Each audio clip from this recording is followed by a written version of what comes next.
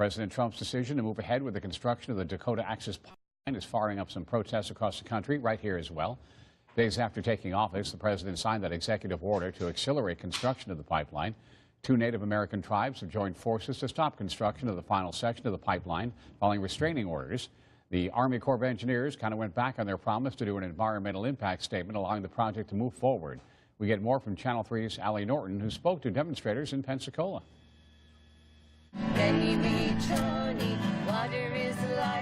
A case of deja vu. Like this poster suggests, once again, opponents of the Dakota Access Pipeline are rallying to have their voice heard. Don't let the black snake cross the river. This is the same song played at a rally in November here. It was then people like Taylor Prentice called on others to educate themselves of the project impacts. Now they're doing it all again in hopes of stopping the project a second time. It's very frustrating that our Republican president is he's not listening to the voice of the peoples and to the voice of the indigenous people.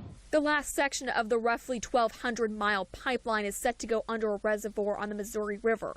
Mary Gutierrez with Earth Action, Inc. says while people of Pensacola are not directly impacted, it is an issue that should hit home. It's about preserving our natural resources so we can have those same resources that we love, clean air and clean water for future generations. However, some argue it's a project that needs to move forward. Congressman Gaetz says he stands by the president's decision for an executive order. When we buy Middle Eastern oil, part of that money goes to fund terrorism.